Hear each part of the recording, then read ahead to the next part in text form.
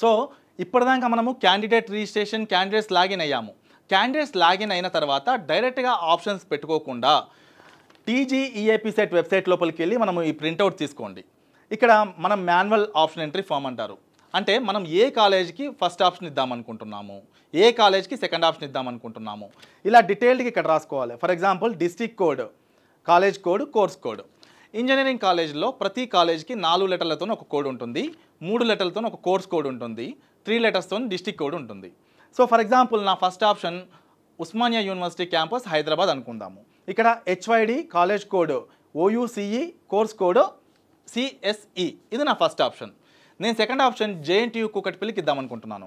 ఇక్కడ district code MDL, college code JNTH, course code CSE. ఎందుకు ఇది ముందే రాసి పెట్టుకోవాలి? మనం డైరెక్ట్గా సిస్టంలో ఎంటర్ చేసే సమయంలో ఏదైనా మిస్టేక్ జరిగితే అది చేంజ్ చేసుకోవడం కష్టం అవుతుంటుంది.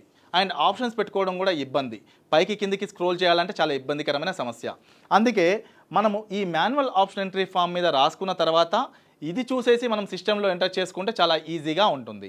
అండ్ దానికంటే ముందు ఈ డిస్ట్రిక్ట్స్ కూడా, ఫర్ ఎగ్జాంపుల్ జేఎన్టీయూ కూకట్పల్లి మనకి మేడ్చల్ జిల్లాలో ఉంటుంది. ఇంతకుముందు నేను క్యాండిడేట్స్ లాగిన్ అయినప్పుడు డిస్ట్రిక్ట్స్ కనపడినాయి కదా, అక్కడ మనం హైదరాబాద్ మాత్రమే సెలెక్ట్ చేసుకుంటే జేఎన్టీయూ కూకట్పల్లి కనిపించదు. సో దానికంటే ముందు మనకి 27వ తారీఖు దాకా సమయం ఉంది కాబట్టి ఈ మాన్యువల్ ఆప్షన్ ఎంట్రీ ఫామ్ మనము నెట్లో నుంచి tgeapset.nic.in వెబ్సైట్ నుంచి డౌన్లోడ్ చేసుకొని ఈ మాన్యువల్ ఆప్షన్ ఎంట్రీ ఫామ్లో అట్లీస్ట్ ఒక 100 నుంచి 120 ఆప్షన్స్ రాసి పెట్టుకోండి. ఏ ర్యాంక్ అయినా పర్లేదు. లాస్ట్ టైం 6000 ర్యాంక్ అబ్బాయి నాకు ఎందుకు రాదు, ఈజీగా వస్తుందని చెప్పేసి ఓన్లీ 5 ఆప్షన్స్ పెట్టి వదిలేశాడు. నో సీట్ అలాటెడ్ అనే మెసేజ్ వచ్చింది. మన ర్యాంక్కి మన క్యాస్ట్కి వచ్చే అవకాశం ఉంటేనే వస్తుంది తప్ప నేను 5 పెట్టుకుంటే 5లో ఏదో ఒకటి ఇస్తారని మాత్రం ఎప్పుడూ కూడా మీరు చేయొద్దు. సో ప్రతి ఒక్క విద్యార్థి సాధ్యమైనన్ని ఎక్కువ ఆప్షన్స్ ఇచ్చుకోండి. నెక్స్ట్ మనం ఆప్షన్స్ కూడా చూద్దాము. ఇంతకుముందు మనము మాన్యువల్ ఆప్షన్ ఎంట్రీ ఫామ్ మీద రాసుకున్నాము. రాసుకున్న తర్వాత లాగిన్ అయిన తర్వాత నాకు హైదరాబాదు, రంగారెడ్డి, మేడ్చల్, నాకు ఈ చుట్టుపక్కల ఉన్న 3 జిల్లాలు కావాలి అనుకుంటాను. నాకు ఈ 3 డిస్ట్రిక్ట్ సెలెక్ట్ చేసుకుంటే ఆ డిస్ట్రిక్ట్లో ఉన్న కాలేజీలు మాత్రమే కనపడతాయి. లేదు నాకు వరంగల్ కూడా కావాలి, వరంగల్ సెలెక్ట్ చేసుకోండి. నాకు నల్గొండ కూడా కావాలి, నల్గొండ సెలెక్ట్ చేసుకోండి. అంటే మీకు ఏ జిల్లాలో కావాలో ఆ జిల్లాలు మాత్రమే సెలెక్ట్ చేసుకుంటే అప్పుడు మనకి స్క్రీన్లో ఎక్కువ కాలేజ్ కనపడవు కాబట్టి ఆప్షన్స్ పెట్టుకోవడానికి చాలా ఈజీగా ఉంటుంది. నేను ఇక్కడ హైదరాబాదు, రంగారెడ్డి, మేడ్చల్ ఈ 3 డిస్ట్రిక్ట్ సెలెక్ట్ చేశాను. ఇలా మనకి స్క్రీన్ కనపడుతుంది. హాల్ టికెట్ నెంబర్ ఇక్కడ ఎంటర్ చేయండి. ఫర్ ఎగ్జాంపుల్ నేను ఉస్మానియా యూనివర్సిటీకి సిఎస్సి అనుకున్నాను. సిఎస్సి దగ్గర ఉస్మానియా యూనివర్సిటీ ఈ బాక్స్లో నెంబర్ 1 అని టైప్ చేస్తా. నెక్స్ట్ జేఎన్టీహెచ్ సిఎస్సి దగ్గర నెంబర్ 2 అని టైప్ చేస్తా. ఇలా సాధ్యమైనన్ని ఎక్కువ ఆప్షన్స్ ప్రయారిటీ ఆధారంగా ఫర్ ఎగ్జాంపుల్ నాకు ఆప్షన్స్ పెట్టుకుంటూ వెళ్తున్నాను. ఒక 10, 12 మంచి ఆప్షన్స్ పెట్టాను. 13వ ఆప్షన్ అనుకోకుండా ఒక చిన్న కాలేజు నాకు సంబంధం లేని బ్రాంచ్ పెట్టాల్సి వచ్చింది. మళ్ళీ 14 నుంచి మంచిగా పెట్టాను. సిస్టమ్ అలాట్మెంట్ ఏం చేస్తుంది, ఫస్ట్ నుంచి చూసుకుంటూ వస్తుంది. ఫస్ట్ ఆప్షన్ నీకు వచ్చే అవకాశం ఉంటే అలాట్ అవుతుంది, రాలేదు సెకండ్ ఆప్షన్కి వెళ్తుంది, అది రాలేదు థర్డ్ ఆప్షన్కి వెళ్తుంది. అయితే ఈ 10, 11 ప్లేస్లో నేను ఒక యావరేజ్ కాలేజు నాకు సంబంధం లేని బ్రాంచ్ పెట్టాను, అది నాకు వచ్చే అవకాశం ఉంది. సో నాకు అక్కడ అలాట్ అయిపోతుంది. దాని కింద మీరు ఎన్ని మంచి ఆప్షన్స్ పెట్టినా కూడా సిస్టమ్ కన్సిడర్ చేయదు. అందుకే ఇక్కడ నెంబరింగ్ ఇచ్చుకుంటూ వెళ్తున్నప్పుడు ప్రయారిటీ అంటే నాకు ఫస్ట్ ఏది కావాలి అది ఫస్ట్ నెంబర్, నాకు సెకండ్ ఏది కావాలి అది నాకు సెకండ్ నెంబర్. అయితే ఈ ఆప్షన్స్ పెట్టుకునే క్రమంలో కొంతమంది బ్రాంచ్కి మాత్రమే ఇంపార్టెన్స్ ఇస్తారు. అప్పుడు ఏం చేయాలి, ఓయూసిఈ సిఎస్సి దగ్గర 1, జేఎన్టీయూ సిఎస్సి దగ్గర 2, సిబిఐటి సిఎస్సి దగ్గర 3, వాసవి సిఎస్సి దగ్గర 4, ఇలా నెంబరింగ్ ఇచ్చుకుంటూ పోతాము. నాకు కాలేజ్ ఇంపార్టెంట్. ఓయూసిఈ సిఎస్సి దగ్గర 1, ఆర్టిఫిషియల్ మిషన్ లెర్నింగ్ దగ్గర 2, ఈసీఈ దగ్గర 3, అలా ఇచ్చుకుంటూ వెళ్తాము. అంటే మీరు కాలేజ్కి ఇంపార్టెన్స్ ఇచ్చుకోవాలంటే ఆ కాలేజ్లో ఇట్లా లైన్గా నెంబరింగ్ ఇచ్చుకుంటూ వెళ్ళండి. కోర్స్కి నెంబరింగ్ ఇచ్చుకుంటూ వెళ్ళాలంటే ఆ కోర్స్కి నెంబరింగ్ ఇచ్చుకుంటూ వెళ్ళండి. ఫర్ ఎగ్జాంపుల్ నేను ఓయూలో 1, 2, 3 నెంబర్ ఇచ్చాను. నెక్స్ట్ జేఎన్టీయూకి వెళ్ళాలి. అక్కడికి వెళ్ళినప్పుడు నెంబర్ అనేది ఇంక్రీజింగ్ అంటే 4 నుంచి స్టార్ట్ అవుతుంది. మళ్ళీ నేను కాలేజ్ మారినా కదా అని చెప్పేసి మళ్ళీ ఫస్ట్ నుంచి రావద్దు. ఇలా మనము నెంబర్స్ అన్నీ ఇచ్చుకుంటూ వెళ్ళిన తర్వాత మీరేం చేయాలి, ఫ్రీక్వెంట్గా ఇక్కడ సేవ్ ఆప్షన్స్ ఎవ్రీ 5 ఆప్షన్స్కి 10 ఆప్షన్స్కి సేవ్ ఆప్షన్స్ అని కొడుతుండండి. ఎందుకంటే ఒక 50, 100 పెడతాము, అప్పటిదాకా సేవ్ చేయము. కరెంట్ పోయినా నెట్ పోయినా కూడా మనం పెట్టినవి ఏవి సేవ్ కావు, మళ్ళీ ఫస్ట్ నుంచి రావాలి. అందుకే ఎవ్రీ 5, 10 ఆప్షన్స్కి సేవ్ ఆప్షన్స్ అని పెడుతూ ఉంటే మీకు టాస్క్ ఈజీగా ఉంటుంది. అయితే నేను మీకు ఇచ్చే సలహా ఏంటంటే 27వ తారీఖు నుంచి స్టార్ట్ అయ్యే కౌన్సిలింగ్లో సాధ్యమైనంత తొందరగా అంటే ఫస్ట్లోనే మనం వెరిఫికేషన్ ప్రాసెస్ కంప్లీట్ చేసుకుంటే ఆప్షన్స్ పెట్టుకోవడానికి టైం ఎక్కువ ఉంటుంది. అప్పుడు మనము ఎన్నిసార్లైనా లాగిన్ అవ్వచ్చు, ఎన్నిసార్లైనా పెట్టిన ఆప్షన్స్ మాడిఫై చేసుకోవచ్చు, మొత్తం డిలీట్ చేసి మళ్ళీ ఫ్రెష్గా పెట్టుకోవచ్చు. అంటే టైం ఎక్కువగా ఉంటుంది కాబట్టి మిస్టేక్స్ జరగకుండా మంచిగా పెట్టుకోవచ్చు.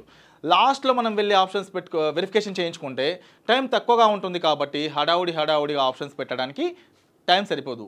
అందుకే వెరిఫికేషన్ ముందుగా కంప్లీట్ చేసుకోండి.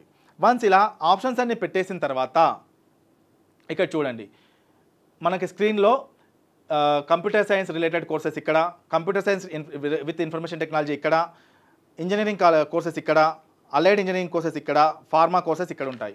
మనం ఇక్కడ ఇది స్క్రోల్ చేస్తూ ఈ విండో వరకు మాత్రం ఇది స్క్రోల్ చేస్తే ఈ courses AI, AID, AIM, CIC, CSB and cyber security, data science, information technology, AIML ఇక్కడ కనపడతాయి. నెక్స్ట్ ఇలా మనకి ఇందులో computer engineering, computer science design, IoT, computer science technology, IT ఇది సెకండ్ విండోలో ఉంది. థర్డ్ విండోలో biomedical, ECE, ECM, triple EIE, ETM ఇక్కడ ఉన్నాయి. Aeronautical, automobile, civil, mechanical, mechatronics, metallurgy ఇవన్నీ కూడా ఈ విండోలో ఉన్నాయి. Biotechnology, pharmacy, chemical, dairying, food technology ఇవన్నీ ఈ విండోలో ఉన్నాయి.